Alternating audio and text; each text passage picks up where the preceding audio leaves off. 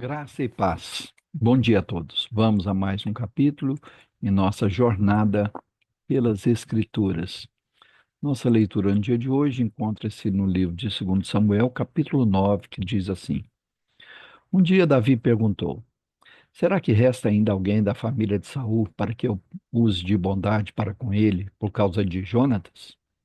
Havia um servo na casa de Saul cujo nome era Ziba. Chamaram, pedindo que viesse falar com Davi. O rei perguntou: Você é Ziba? Ele respondeu: Sou eu mesmo, seu servo. Então Davi perguntou: Existe mais alguém da família de Saul para que eu use de bondade de Deus para com ele? Ziba respondeu: Ainda existe um filho de Jonatas, aleijado de ambos os pés. Então o rei perguntou: E onde está ele? Ziba respondeu: Ele está na casa de Maquir, filho de Amiel, em Lodebar. Então o rei Davi mandou trazê-lo de Lodebar, da casa de Maquir, filho de Amiel. Quando Mefibosete, filho de Jonatas, filho de Saul, chegou diante de Davi, inclinou-se, prostrando-se com o rosto em terra. Davi disse: Mefibosete? Ele respondeu: Aqui estou, às suas ordens. Então Davi lhe disse: Não tenha medo, porque serei bondoso com você por causa de Jonatas, seu pai. Vou restituir a você todas as terras de Saul, seu pai, e você sentará sempre à minha mesa para comer. Então Mefibosete se inclinou e disse: Quem é este seu servo para que o meu senhor tenha olhado para um cão morto como eu? Então Davi chamou Ziba, servo de Saul, e lhe disse: Tudo o que pertencia a Saul e a toda a casa dele eu dei ao neto de seu senhor. Você e seus filhos e os seus servos cultivarão a terra para ele e recolherão os frutos, para que a casa de seu senhor tenha o que comer. Porém, Mefibosete, neto do seu senhor, sentará sempre à minha mesa para comer. Ziba tinha 15 filhos e 20 servos.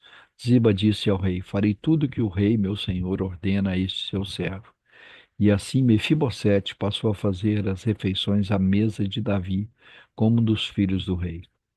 Mefibosete tinha um filho pequeno chamado Mica. Todos os que moravam na casa de Ziba eram servos de Mefibosete. Mefibosete morava em Jerusalém, porque fazia as refeições sempre à mesa do rei, e era coxo de ambos os pés. Aleluia, louvado seja o nome do Senhor nosso Deus. Vamos orar? Pai querido, em nome do Senhor Jesus, nós, ao iniciarmos de mais um dia, temos o prazer e o privilégio de fazê-lo na tua presença. Somos gratos ao Senhor pelo livre acesso que temos à tua presença, que foi conquistado por nós na cruz do Calvário, por Cristo Jesus.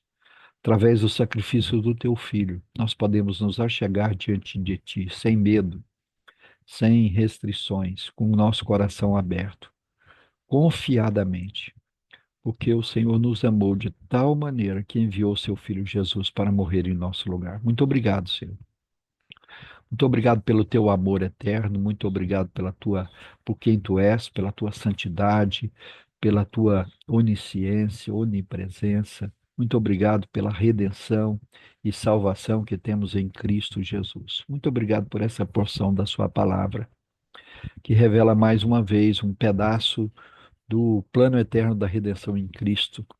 Nos mostra o grande rei Davi sendo benevolente, sendo amoroso e misericordioso, gracioso para com aquele que não merece, mostrando e apontando para a graça do Senhor Jesus Cristo que nos alcançou e nos salvou.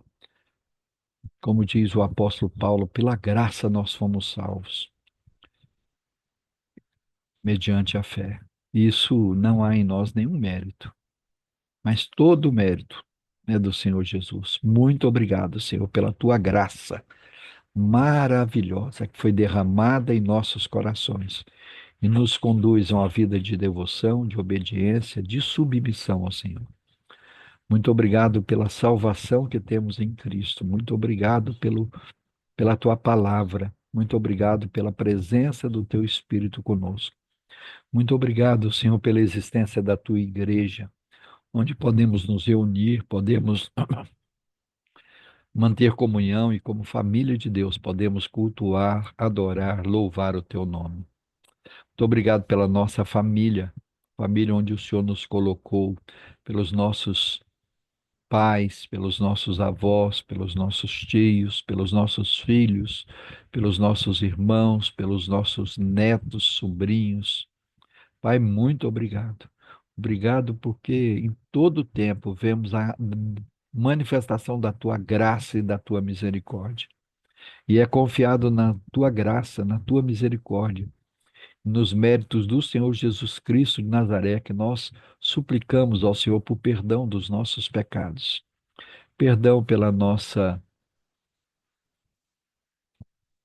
mornidão espiritual, muitas vezes, perdão pela nossa apatia, perdão, Senhor, pela nossa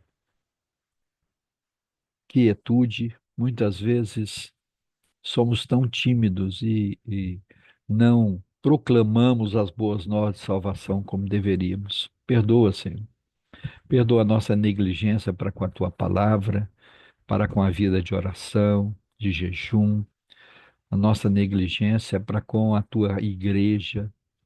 Muitas vezes não entendemos, não sentimos e não praticamos aquela vida devocional diária, nem devocional como povo da aliança, como família de Deus.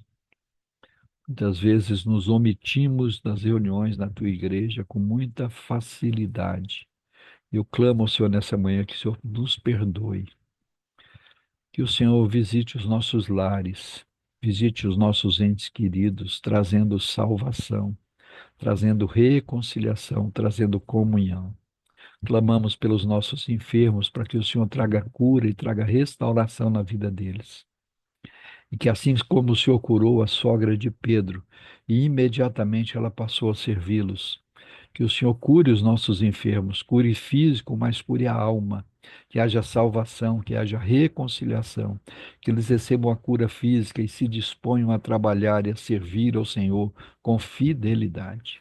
Clamamos por aqueles que estão angustiados, aflitos, enfermos da alma, sofrendo angústia, sofrendo dor, passando e enfrentando os transtornos dos mais variados tipos. Que o Senhor, com a tua mão poderosa, estenda sobre eles e dê um basta. Derrama do teu bálsamo sobre cada um, trazendo paz, trazendo harmonia, trazendo equilíbrio emocional, trazendo reconciliação. Que a paz do Senhor nosso Deus, que excede todo entendimento, seja derramado sobre cada um de nós, em especial daqueles que estão angustiados e aflitos nesta hora.